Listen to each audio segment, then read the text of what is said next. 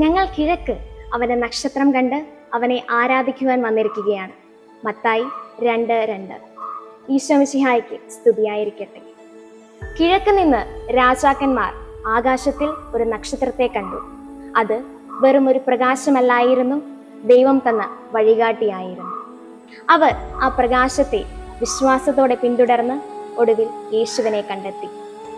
ആ നക്ഷത്രം നമ്മെ ഓർമ്മിപ്പിക്കുന്നത് ദൈവം ഓരോരുത്തർക്കും ഒരു വെളിച്ചം നൽകിയിരിക്കുന്നുവെന്നതാണ്. അത് അവന്റെ സ്നേഹവും സത്യവും വചനവുമാണ്. ജീവിതത്തിലെ വഴികൾ ഇരുണ്ടതായാലും ആ വെളിച്ചം നമ്മെ ശരിയായ പാതയിലേക്ക് നയിക്കും. നമുക്കും യേശുവിന്റെ ഈ വെളിച്ചം ലോകത്തോട് പങ്കിടാം. ഈ ക്രിസ്തുമസിൽ നമ്മുടെ ഹൃദയങ്ങളിൽ പ്രത്യാശയുടെയും സ്നേഹത്തിന്റെയും വെളിച്ചമായി ആ നക്ഷത്രം തെളിഞ്ഞു നിൽക്കട്ടെ.